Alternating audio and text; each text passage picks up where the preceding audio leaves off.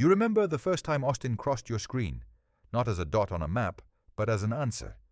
It was the photo of someone working on a laptop at a coffee shop on South Congress. Sunlight, murals, a caption about leaving San Francisco and never looking back. It was the listicle that promised lower taxes, better weather, and a house with a yard for what you are paying for a cramped apartment now. It was that one co-worker who moved in the year 2020 and could not stop talking about live music, tacos, and how their mortgage was lower than your rent. Little by little, Austin stopped being just a Texas city and became a story about escape. Between the year 2020 and the year 2023, that story went into overdrive. Every relocation article seemed to have the same lazy pattern, the same predictable sentence that slotted Austin into the top 3 cities you were supposed to consider. You saw it in glossy magazine features, in tech newsletters, in thumbnails with smiling couples holding keys in front of brand new builds. The message was simple and relentless, like background radiation. If you are tired of paying coastal prices, Austin is your way out. No one talked about what happens when hundreds of thousands of people hear that same message at the same time. On paper, the numbers told a version of that dream coming true, then quietly mutating into something else. The median home price in Austin hovered around 300,000 not long ago, then raced upward to a peak near 550,000 in what felt like the blink of an eye. Then came the come-down, a slide back toward the mid-400s, enough of a drop to make headlines about a correction, but not enough to erase the gap from where things started. For someone making good money in San Francisco or New York, those prices still looked like opportunity, especially when framed against the absurdity of their current market. What they did not see was how that same curve looked from inside the city. Underneath the marketing story, something more complicated was happening on the ground. Locals watched their neighborhoods flip from modest to speculative in a few short years, their property taxes rising, their rents pushed upward by newcomers who could outbid them without even stretching. Investors rushed into East Austin and downtown high-rises, convinced they were early to a gold rush, only to realize the yield had evaporated faster than the content that sold them the idea. The same digital megaphone that told you Austin was the answer was also distorting the market it claimed to explain. By the time most people started seriously considering the move, the version of Austin they were chasing already belonged to the past. But the most important part of this story is not that Austin got expensive. That is almost boring at this point, another line in the larger story of American cities turning into financial assets first and homes second. What matters here is how the hype split the city into 3 different realities that now coexist under one name. There is the Austin of lifestyle blogs and relocation videos, all rooftop pools and street art. There is the Austin of investors who arrived late, holding properties that look good on Instagram but not on a spreadsheet. And there is the Austin of quiet cul-de-sacs and suburban office parks, where the numbers still make sense for someone trying to build a life, not a brand. To understand how we got here, you have to go back to the mindset of the people clicking on those articles in the first place. Picture a software engineer in San Francisco, a marketing director in Los Angeles, a financial analyst in Chicago, all running the same mental calculation at 2 in the morning. If they leave, what do they lose? And if they stay, what do they lose? Austin shows up in their search results like a cheat code. Keep your income, lower your costs, upgrade your lifestyle. The idea is seductive because it promises you can have it all without sacrificing career prospects or culture. The problem is that a city cannot absorb that much projection without breaking somewhere. Part of the reason the hype campaign worked so well is that Austin had just enough truth in it to feel undeniable. The tech companies did open campuses, the cranes did reshape the skyline, the nightlife and food scene did explode into national consciousness. Compared to the grinding density of Manhattan or the exhaustion of Los Angeles commutes, Austin really did feel lighter, younger, almost improvisational. It was easy to imagine yourself there, trading a 45-minute drive to the office for a 10-minute stroll to a co-working space. The details were specific and concrete, the kind of images that stick in your mind when you are riding the subway home in the dark. What those images did not show you were the stress fractures forming behind the scenes. They did not show the renter in East Austin whose lease renewal jumped by hundreds of dollars in a single year. They did not show the first-time home buyer pushed out of every bidding war because cash offers kept coming in from people who had just sold a tiny condo in Brooklyn. They did not show the landlord discovering that a shiny new unit downtown could sit vacant for months because there were suddenly too many of them. The highlight reels skipped the uncomfortable question of what happens when a city marketed as affordable starts to look and feel a lot like the places people are trying to escape. By the year 2026, the story of Austin had turned into a hall of mirrors. If you were scrolling relocation content, you still saw the same B-roll of paddleboarders on the lake and drones flying over Rainy Street. If you talked to someone who bought early, you heard about locked-in low payments and paper gains that made them feel like geniuses.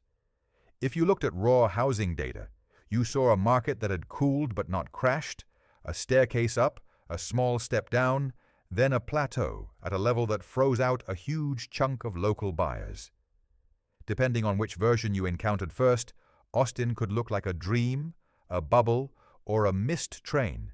Most people looking at Austin right now are trapped between those images, trying to decide which one is real.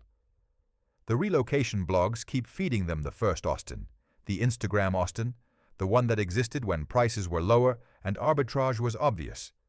Real estate marketing keeps hinting that the window is closing but not yet closed, that there is still time to catch the wave. Meanwhile, the suburban belts around the city, the places with boring names and surprisingly solid numbers, barely register in the conversation. No one goes viral posting drone footage of Pflugerville. This is where the dissonance becomes dangerous, because decisions made on incomplete stories tend to be expensive. If you move to Austin chasing the version that lived on the internet in the year 2021, you are walking into a different city than the one in your head.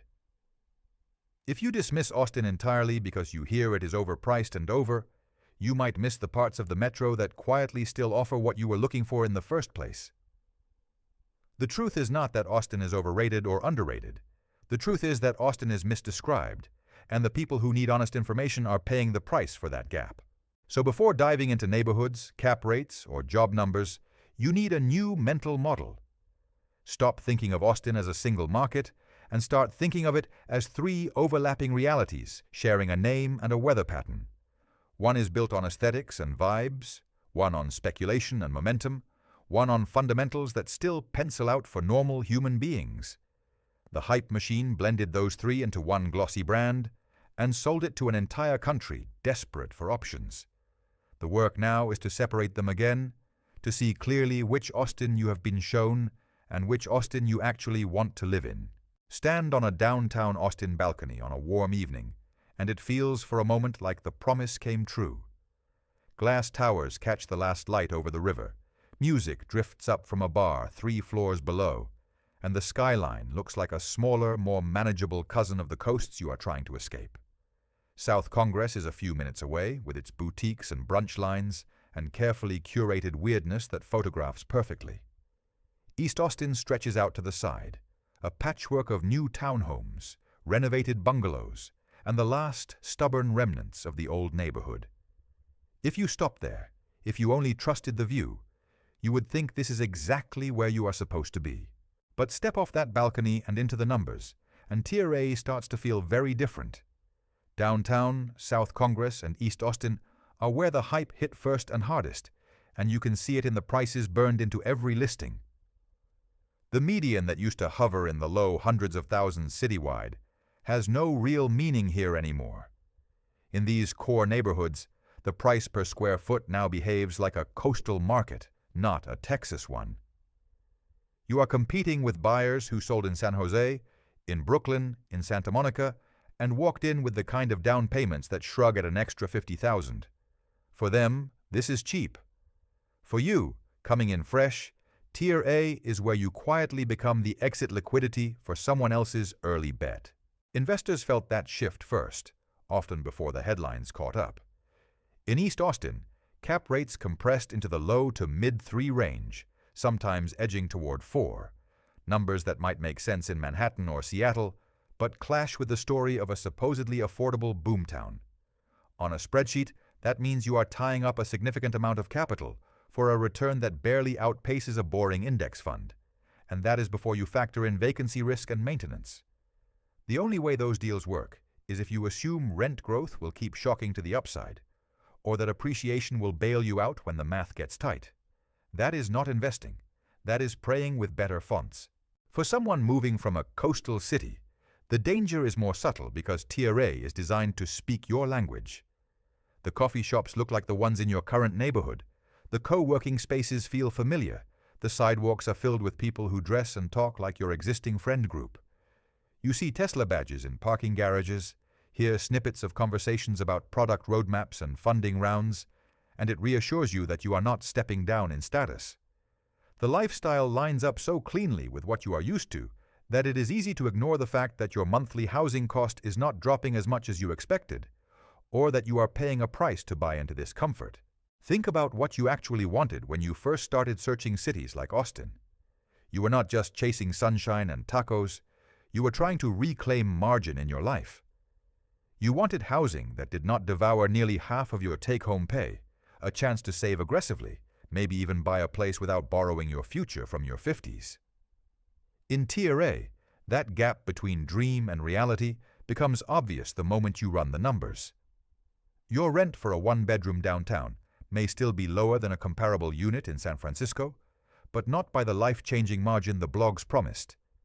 If you buy, your mortgage plus taxes may land close enough to your old rent that the emotional win hides the financial stalemate. There is also a psychological trap baked into these neighborhoods that you need to name. Tier A is where the city performs itself for outsiders, where every corner seems designed to reassure you that you made the right choice. Friends will visit and say this feels amazing. Your social feeds will fill with sunsets from rooftop pools, and you will feel a quiet pressure to justify the move by emphasizing what works. Meanwhile, the data on vacancy and high-end rentals, on days on market for luxury condos, on concessions quietly offered to keep units full, all tell a version of the story that looks less triumphant. When a market is truly underpriced, it does not have to try this hard to convince you it is winning. None of this means that downtown, South Congress, or East Austin are bad places to live. They are lively, walkable, dense with restaurants and music, and the kind of urban energy that makes a city feel alive. If you are coming in with a very high income, or if you bought long before the peak and locked in a low-cost basis, Tier A can feel like a victory lap. The issue is not whether life here can be enjoyable. It clearly can.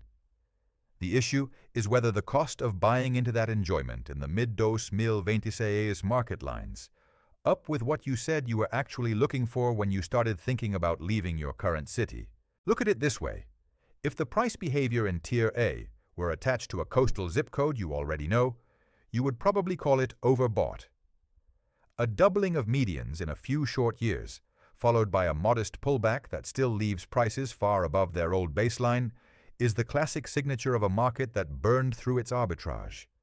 The early movers captured the gap between local incomes and incoming cash, the middle wave rode momentum, and the latecomers are now buying into a story that is no longer backed by the same structural advantages.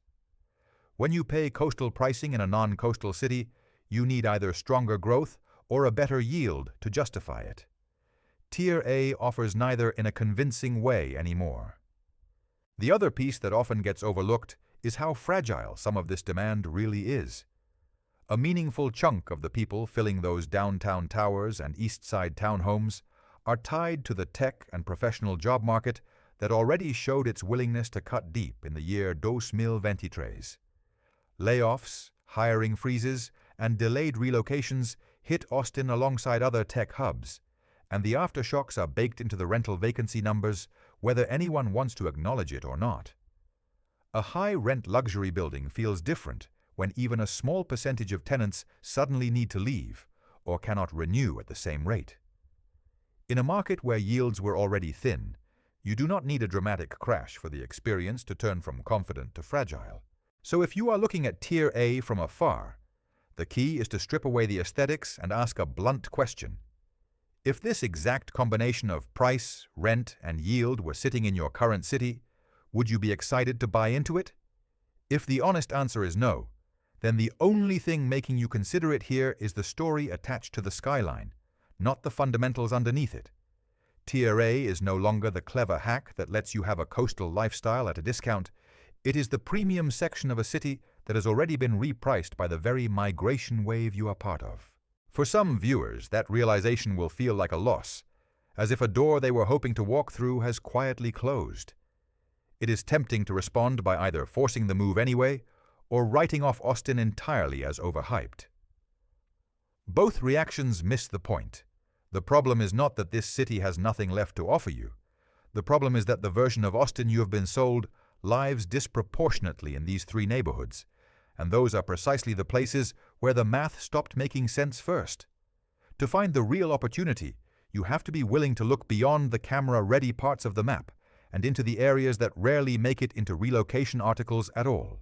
If Tier A is the glossy magazine cover of Austin, Tier B is the photograph that actually looks like how people live. South Lamar, North Loop, Muller. These are the neighborhoods you end up in when you ask someone who has been here a while where they would move if they had to start over today. The buildings are lower, the streets are calmer, and the skyline is something you see in the distance instead of something you live inside. Coffee shops share space with auto shops, old apartments sit next to new infill, and you can still find a taco place that has not been optimized for social media. It feels like the midpoint between the old Austin mythology and the new Austin reality. Financially, Tier B sits in a narrow and interesting band. The prices are higher than the citywide averages of a few years ago, and in many cases meaningfully higher than what the same homes would have commanded before the relocation wave. At the same time, they usually come in below the eye-watering numbers in downtown and the most hyped parts of East Austin. That gap matters because it is the difference between paying a pure status premium and paying a functional premium for better schools, shorter commutes, and stronger neighborhood cohesion. The appreciation here has been real and sustained, but it feels less like a bubble and more like the market catching up to the lifestyle value on offer. Walk through South Lamar on a weekday evening, and you can see that story in motion. There are apartments over retail, mid-rise buildings that would not look out of place in Los Angeles, but the overall scale still feels human. People walk their dogs past long-standing bars and new restaurants. Traffic backs up a little, but not to the point of rage, and you are a short drive from downtown without having to live inside its intensity. Buyers who landed here in the earlier years of the boom often saw their equity climb steadily, not in the vertical spike of Tier A, but in a firm slope that did not vanish at the first sign of a slowdown. They paid a premium over the old Austin, but the market rewarded them because they picked places where demand held up. Muller tells a slightly different version of that same theme. Built on the bones of an old airport, it is master-planned, walkable, engineered in a way that sometimes feels more like a case study than a neighborhood. Parks, trails, a town center, tight blocks with porches facing the street. It is the kind of environment many people in Los Angeles or Chicago have to drive across town to visit, not live in every day. As Austin grew, that package became more attractive, not less, especially for families who wanted something between urban and suburban. Prices followed that demand, rising into a clear premium tier, but there is logic to it that goes beyond pure speculation. North Loop sits in yet another gear, quieter and older, with a mix of quirky shops and mid-century homes that have not all been bulldozed yet. It is the kind of area that someone like Kevin in Chicago would recognize instantly. Not trendy enough to be on every list, not cheap enough to be called undiscovered, but solid.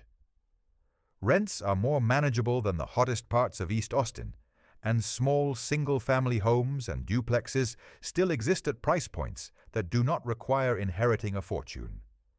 For investors willing to manage a property themselves and accept more modest, steady returns, this tier can still pencil into the kind of cap rates that looked ordinary a decade ago and rare now. The question, of course, is whether paying the Tier B premium in the current cycle still makes sense. If you look only at the absolute prices, it is easy to feel like you have missed the window. The same South Lamar house that might have sat in the mid-hundreds of thousands before the boom now commands a figure that would have sounded absurd in the year 2015. Yet when you line those prices up against incomes from remote work, dual-earner professional households, and the lifestyle inflation in Tier A, Tier B starts to resemble the new baseline rather than an outlier. You are paying up, but you are paying up for a package of commute, amenities, and community that is still materially different from both the core and the far suburbs. For someone like Daniel in San Francisco, this is where the trade-off becomes interesting. Move to downtown, and you get a compressed version of the life you already have, at a discount that may not move the needle as much as you hoped. Move to Tier B, and you trade a little glamour for a lot of usability. Easier parking, slightly quieter streets, a mortgage that does not force you to say yes to every overtime request. The numbers on paper might look less thrilling than a hypothetical score in a cheaper metro, but the lived experience can be radically better than staying put. The key is to be honest about whether you want maximum financial optimization or a smarter balance between money and daily life. From an investment standpoint, Tier B is where the conversation shifts from chasing windfalls to protecting your downside. You are unlikely to see another run where prices double in a handful of years. That phase of the Austin story is behind us. What you can expect, if the broader economy holds and the city continues to attract talent, is that these middle-ring neighborhoods will remain in high demand through multiple cycles. Vacancy risk is lower than in luxury towers because the renter pool is deeper and more diverse, and owner-occupants shoulder a meaningful share of the housing stock. In a market that has already proven it can overshoot, stability has its own kind of yield. It is also worth paying attention to who actually lives in Tier B, because that tells you something about its resilience. You see young families who stretched a little to get a yard and a school they trust. You see remote workers who could have chosen a cheaper market but valued being within a short drive of downtown and the airport. You see long-time Austinites who moved out of the core when it stopped feeling like theirs, but refused to abandon the city entirely. These are not the tourists of the housing market. They are the people who anchor it. If there is a risk in Tier B, it is that comfort can blur into complacency.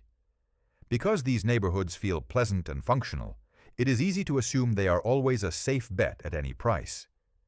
That is not true. Overpaying here can still lock you into a payment that slows your wealth building more than you intended, especially if job growth in your field stalls or if interest rates move in ways that cap appreciation. The fact that a neighborhood has strong bones does not mean every deal inside it is automatically smart. You still have to treat each purchase like a business decision, not a reward for surviving your old city. So, is Tier B still worth it? For a large share of people watching this, the answer is yes, with conditions. If your primary goal is to maximize cash flow on investment properties, you are going to find better raw numbers in other rings of the metro and other cities entirely. But if your goal is to live well, shorten your path to ownership, and avoid both the froth of Tier A and the longer commutes of the outer suburbs, this is where the puzzle pieces can still click together. The premium is real, but so are the advantages that come with it. The trick is to stop thinking of Tier B as a consolation prize and start seeing it as the actual center of gravity for a sustainable Austin life. Downtown will always photograph better, and the suburbs will always produce cleaner spreadsheets in certain zip codes, but this middle band is where the city balances itself. If you go in clear-eyed about the trade-offs, refuse to romanticize the numbers, and buy for a horizon longer than a single boom cycle, Tier B can do exactly what Tier A no longer can. It can give you a life that feels upgraded while still leaving room for your future to grow. If you only knew Austin from relocation blogs, you would never guess that the real leverage hides behind highway exits and beige rooftops. Cedar Park, Round Rock, Pflugerville. The names sound like interchangeable suburbs in a flyover state, the kind of places that never make it into glossy features or viral reels. No one is posting cinematic drone shots of cul-de-sacs at golden hour with a caption about escaping the rat race. Yet this is where the math quietly broke away from the hype and kept its footing. While downtown chased coastal prices, Tier C kept doing something radical in the year 2026. It kept making sense. Drive into Cedar Park on a weekday afternoon, and the first thing you feel is normalcy, in the best possible way. You see kids on bikes, parents unloading groceries from mid-range SUVs, teachers leaving schools that still feel manageable in size. The houses are not mansions, but they are real houses with yards, driveways, and enough space inside that you are not storing your bike in the living room. For someone coming from a one-bedroom in Los Angeles or a walk-up in Brooklyn, this is the first time the word home stops being theoretical and becomes something you can actually walk through. The aesthetics are unremarkable, but the life they hold is not. From a numbers perspective, this is where the conversation shifts back from vibes to fundamentals. While cap rates in East Austin squeeze down into the low 3s and mid-4s, properties in Cedar Park often sat in the mid-5s to mid-6s, especially for solid long-term rentals. That spread is not an abstract percentage on a sheet. It is the difference between a property that barely covers its own mortgage and one that can cash flow even if rents flatten for a couple of years. It is the difference between hoping appreciation bails you out and knowing that the property pays you to hold it, even before you think about equity growth. In a market that just went through a boom and a correction, that difference matters more than ever. Round Rock tells a similar story with a slightly different flavor. Long before Austin became a national relocation obsession, Round Rock had its own employment base, schools, and identity, anchored by companies that chose it for practical reasons more than lifestyle branding. As Austin expanded, what used to feel like a separate town became part of the same gravitational field. Prices rose here too, but from a lower starting point and with more breathing room in the yields. A single family rental bought at a reasonable basis in Round Rock can still pencil into the kind of return profile investors used to assume was baseline before the last decade bent their expectations. Pflugerville, sitting between the city and the farther flung suburbs, might be the most overlooked of the three. For years it was the punchline in jokes about hard-to-pronounce Texas towns, sitting just off the main mental map of people who only cared about what was happening downtown. Over time, as the city stretched, Pflugerville quietly picked up new subdivisions, retail, and infrastructure. The housing stock here rarely makes it onto relocation thumbnails, but it often hits the sweet spot for someone like Stephanie from Los Angeles. Houses in school districts that feel safer and more manageable than what she is leaving, at a price that does not require her entire life to revolve around the mortgage. The vacancy story in these suburbs looks very different from the high-end towers in the core. When rental vacancy in the overall Austin area pushes into the high single digits, a huge chunk of that softness concentrates in downtown luxury units and amenity-heavy complexes built for a very specific demographic. In Tier C, demand is anchored by families, local workers, and remote professionals who want stability more than novelty.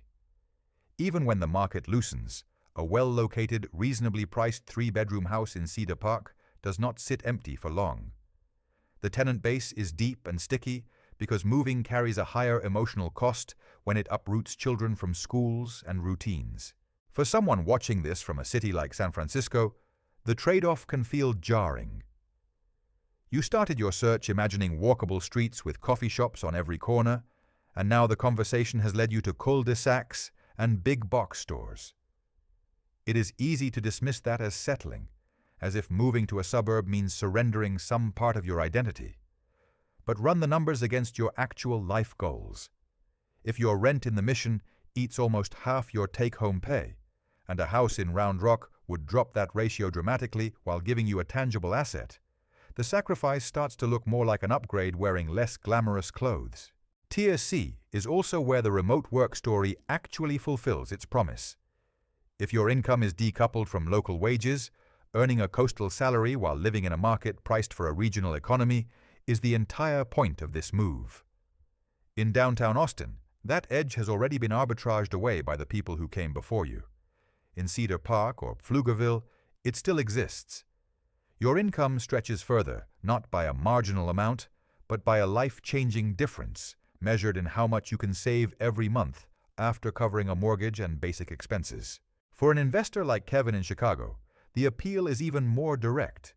He is not trying to impress anyone with his zip code. He wants properties that produce reliable cash flow and have a clear tenant base. A duplex or single-family home in a Tier C neighborhood can often be acquired for a total cost that does not scare his lender, managed with less volatility than a downtown condo, and held through cycles without sleepless nights. The cap rates in the mid-5s to mid-6s are not fantasy numbers from a distressed market. They are the output of buying in places the hype machine overlooked because they are not photogenic. Of course, none of this means Tier C is risk-free or universally perfect. Commutes into central Austin can be real, especially as traffic continues to thicken along major corridors. If your job is not fully remote and your office sits in a dense part of the city, the time you spend in the car will shape your experience more than your mortgage rate. Culture is different too. You will not find the same density of nightlife, niche restaurants, or spontaneous urban energy. For some people, that would feel like a loss that no spreadsheet can compensate. But if you strip away branding and ask what actually moves the needle on your life over the next decade, Tier C starts to look less like a consolation prize and more like the main event. This is where families build equity without betting on double-digit yearly appreciation. This is where first-time buyers can enter the market without contorting their finances to breaking. This is where investors can participate in the Austin story without pretending that 3.8 cap rates somehow make sense. The suburbs may not be the Austin you were sold, but they might be the one that actually delivers what you came here to find. The hardest part is often psychological, admitting that the smart move might be the boring one. It is easier to tell friends you moved to a loft downtown than to a subdivision in Pflugerville, even if the latter is what allows you to pay off debt, build reserves, and sleep at night. Yet the people who quietly chose Tier C during the boom are the ones who are least stressed by the correction. Their payments are manageable, their tenants are stable, and their upside does not depend on new waves of hype. In a city that just lived through a manic cycle, boring is underrated. So when you think about Austin now, redraw the mental map you started with. Do not stop your search at the river or the cool neighborhoods you have seen on camera. Push outward into the places that do not get name-checked in every article, and run the numbers there with the same seriousness you brought to the center. You may discover that the Austin that actually changes your life is not the one anyone bothered to film, but it is the one where your bank account and your future self will quietly thank you. Stand in front of one of the big glass campuses north of Austin on a weekday morning, and it looks like the dream is intact. You see the familiar logos on the buildings, the same companies that shaped the story of San Francisco, Seattle, and Silicon Valley.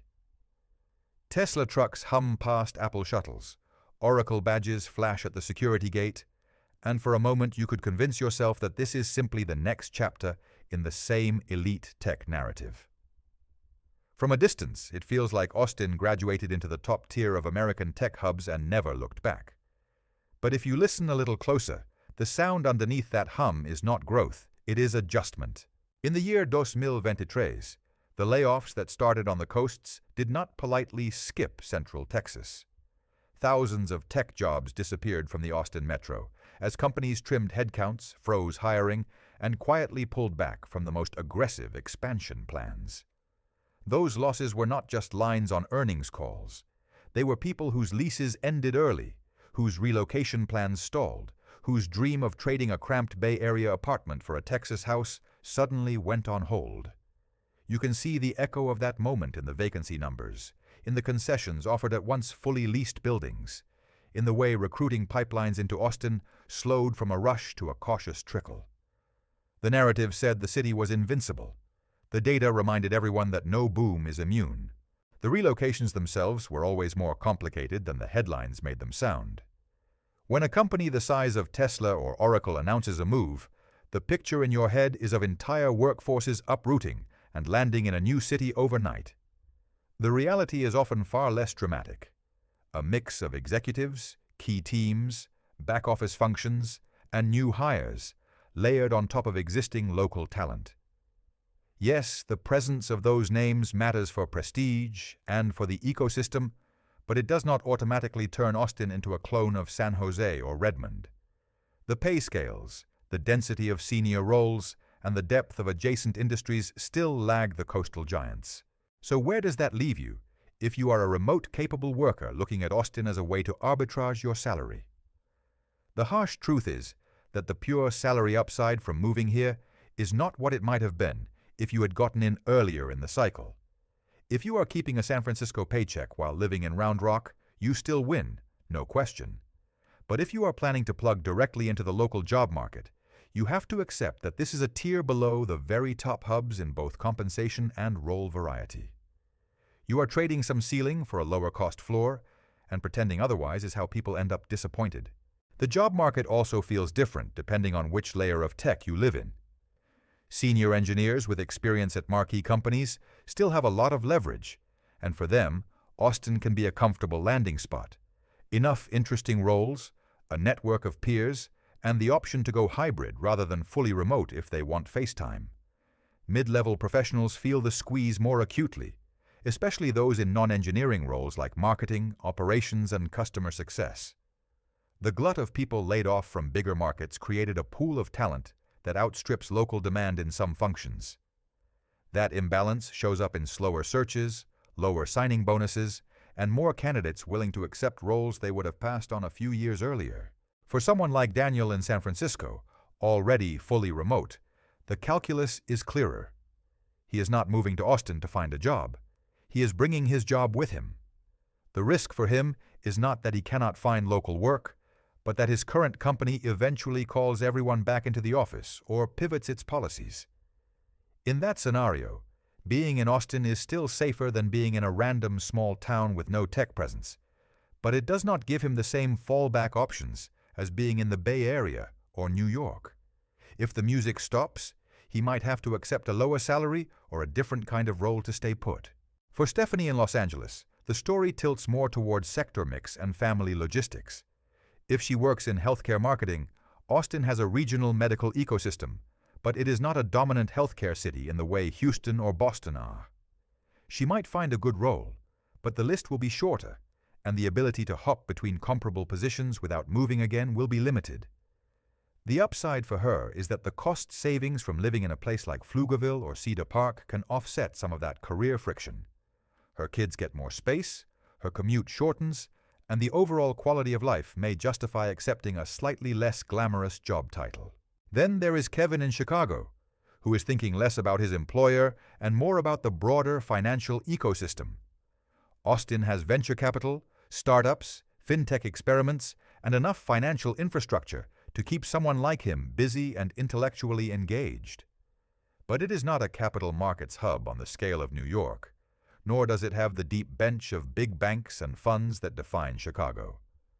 For him, Austin is appealing more as a live well and build wealth through real estate play than as a pure career accelerator in his field. If he can keep or find a remote-friendly role, the city becomes a base from which to grow a portfolio, not a ladder to climb in corporate finance. All of this feeds into a simple but uncomfortable conclusion about Austin's position in the tech hierarchy. It is not the new San Francisco, and it is not trying to be. It sits in an in-between zone, more opportunity and higher wages than the average American metro, but less depth and upside than the top-tier coastal hubs. During the boom, the narrative glossed over that nuance and presented Austin as a straight upgrade on every dimension. The correction forced a re-rating, not just of housing prices, but of expectations. The good news is that a market that has taken a punch is often a safer place to make long-term decisions than one still in denial.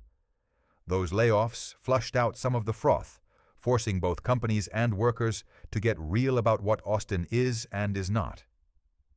Employers became more selective about the roles they moved or opened here, focusing on positions that genuinely benefit from the location. Workers who stayed or arrived after the shakeout did so with clearer eyes, not under the illusion that this was a risk-free rocket ship.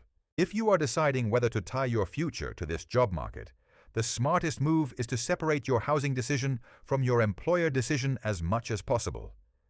Treat your career as portable when you can, and your house as the thing that needs to survive multiple hiring cycles. Do not buy at downtown prices based on a single offer from a single company, especially one still figuring out its post-remote strategy. If you are going to root yourself here, do it in a bracket of the metro, where your monthly payment does not depend on uninterrupted tech euphoria.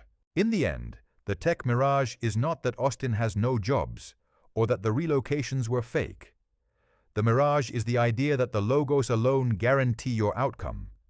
What matters for you is not whether Tesla or Apple has a building here, but whether your specific skills, your tolerance for volatility, and your housing strategy line up with the reality behind the branding. If they do, Austin can still be a smart move in a world where job markets and interest rates refuse to behave like they did in the last decade. If they do not, you are better off knowing that now, before you chase a headline into a life that does not fit as well as the press release made it sound. If you have been Googling where to escape your current city, there is a good chance your search history looks like a loop between Austin and Nashville. The thumbnails blur together. Couples on bridges at sunset, guitars, skylines reflected in rivers, promises of live music, better weather, and houses that do not cost as much as the coastal insanity you are living through. They are marketed as cousin cities, twin answers to the same question, interchangeable options on the same top 10 list. From far away, the choice feels almost aesthetic, like picking between two versions of the same dream. Up close, the differences are sharper, and they matter more than the marketing wants you to notice. Start with housing, because that is the lever that changes your life the fastest. Austin sprinted through a brutal curve, a median that hovered around the low hundreds of thousands not long ago, a spike up into the mid-500s during the peak, and a correction down into the mid-400s that still leaves it dramatically above its old baseline. Nashville went through its own run-up, but from a different starting point and with slightly less tech-driven frenzy attached to it. For someone walking in with a coastal salary, both cities will feel cheaper than San Francisco or New York, but Austin now wears prices in its core neighborhoods that behave like a pseudo-coastal market. Nashville, while not a bargain bin, often hits a slightly better balance between cost and what you get, especially once you leave the hottest zip codes. The rental picture tells another important part of the story. Austin built like a city that believed in endless inflows, stacking downtown and near-downtown units on top of an already tight market. When demand cooled and layoffs hit, vacancy pushed higher than most growth cities are comfortable admitting, especially in the high-amenity buildings designed for young professionals and remote workers.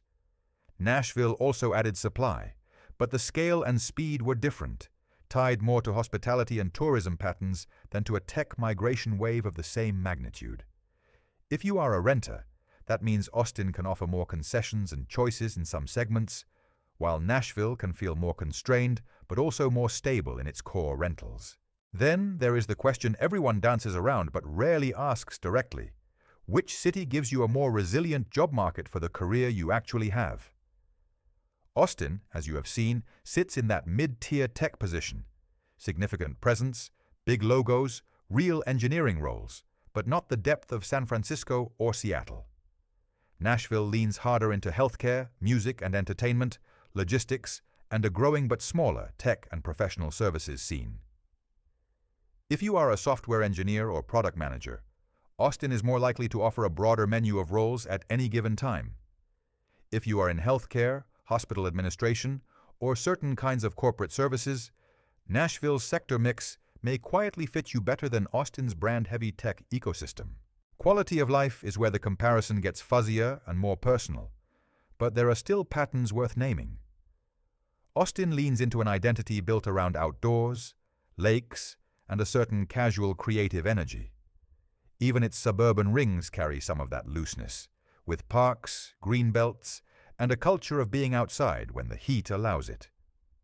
Nashville leans into music, hospitality, and a version of southern urban life that mixes historic neighborhoods with new development. Nights out feel different in each place. Austin's energy leans more toward festivals and local scenes, Nashville's toward honky-tonks, live shows, and a constant flow of visitors. Both can be fun. The question is which version feels like your life and which feels like a vacation that never ends. When you look at them through the lens of someone like Daniel in San Francisco, the calculus sharpens. If Daniel keeps his remote tech salary, both cities offer a shot at owning property and lowering his housing cost ratio dramatically compared to the Bay. Austin gives him a thicker local tech community and more colleagues who have made the same move, but it also dumps him into a housing market where the core is already repriced aggressively. Nashville may give him fewer direct peers in his industry, but a slightly friendlier buy in price in several neighborhoods, and a cultural scene that feels less triggered by tech cycles. For him, the choice is really between leaning into a second-tier tech hub or deliberately stepping sideways into a different ecosystem. For Stephanie in Los Angeles, with kids and a hybrid career, the priorities shift again. Schools, safety, commute, and the ability to buy a family home under a certain budget become the filters that actually matter. In the Austin metro, that pushes her attention toward Tier C suburbs and some Tier B pockets, where the numbers still allow her to buy a 3 or 4 bedroom without recreating her current financial choke point.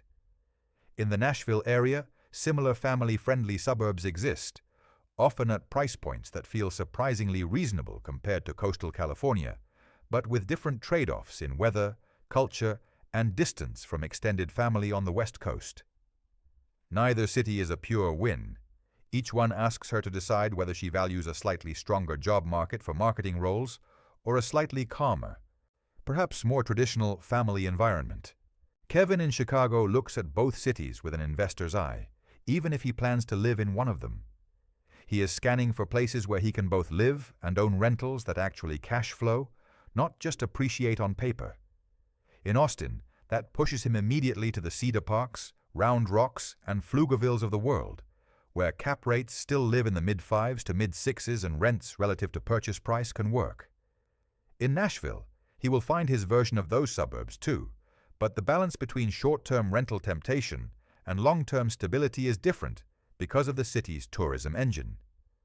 His question is whether he wants to build a portfolio anchored in a tech-tilted growth story or a hospitality and healthcare-driven regional hub.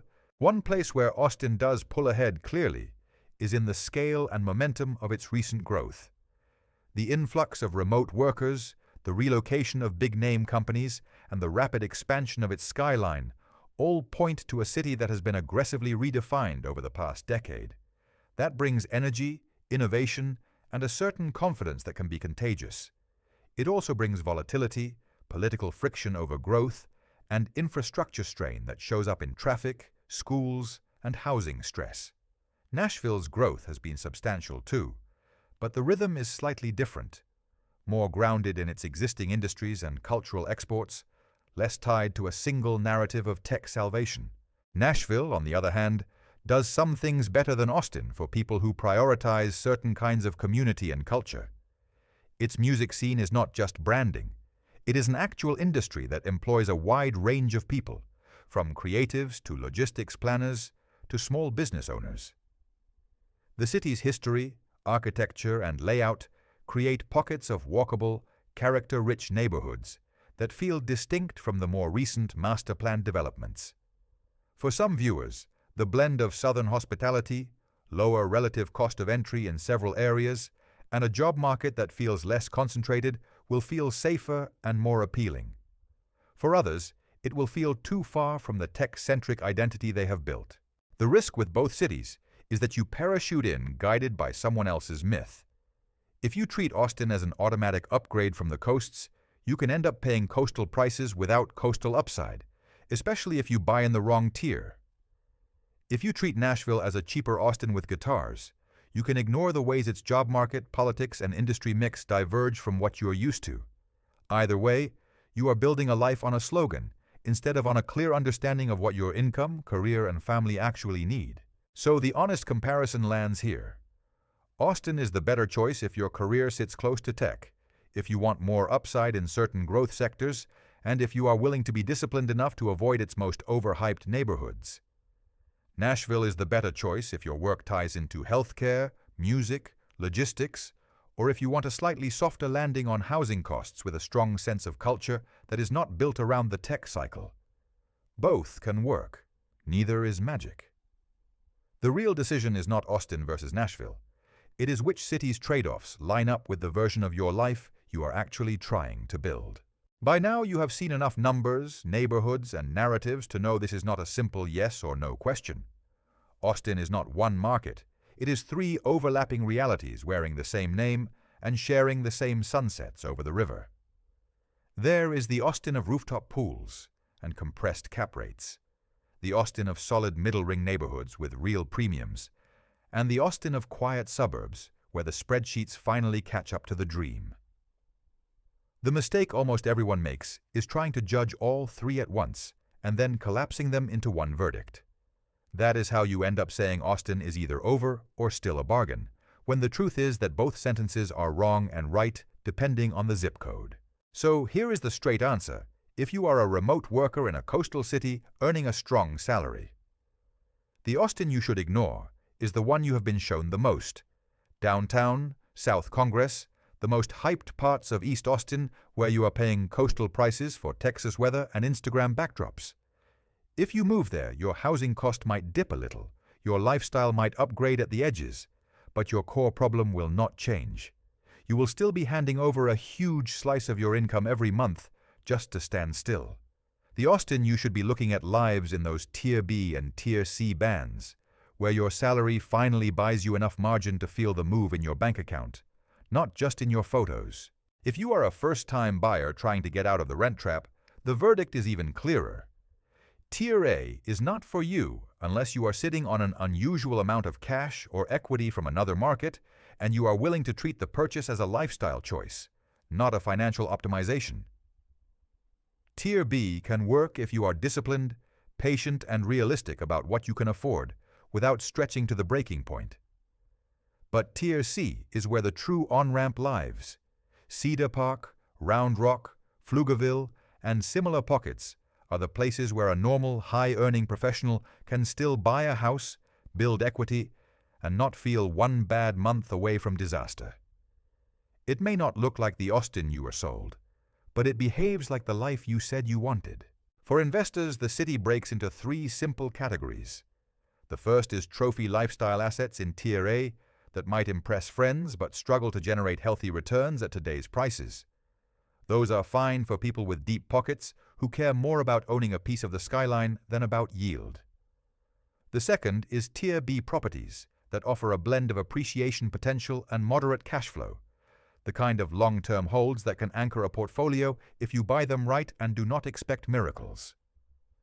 The third is Tier C, where cap rates in the mid-5s to mid-6s still exist, where tenants are families rather than tourists, and where your returns are built on boring consistency instead of heroic rent growth. If you want this city to help build your balance sheet rather than your personal brand, you already know which bucket to hunt in. None of this means Austin gets a free pass on its flaws. The city's housing run-up priced out a lot of locals, its infrastructure strains under the weight of its own growth, and its tech job market already proved that it can wobble when the macro picture turns. If you move here expecting a frictionless upgrade, you will be disappointed. If you treat this move as a serious reallocation of your life, anchored in neighborhoods where the math still makes sense, the risks become manageable. The point is not to pretend the city is perfect. The point is to be honest about which parts of it are still worth your time and money. So here is the final sort. If you are a remote worker, earning strong coastal money, and you want to maximize financial upside, you look past the skyline and aim for the suburbs with solid schools and realistic prices. If you are a first-time buyer who values community and sanity over clout, you accept that your future does not need a downtown zip code to be real. If you are an investor, you stop chasing the Austin that lives in other people's relocation videos and start underwriting the one that actually exists in driveways and grocery store parking lots. The question was never, is Austin still a good move? The real question is, which Austin are you about to buy into? And now you know how to tell the difference.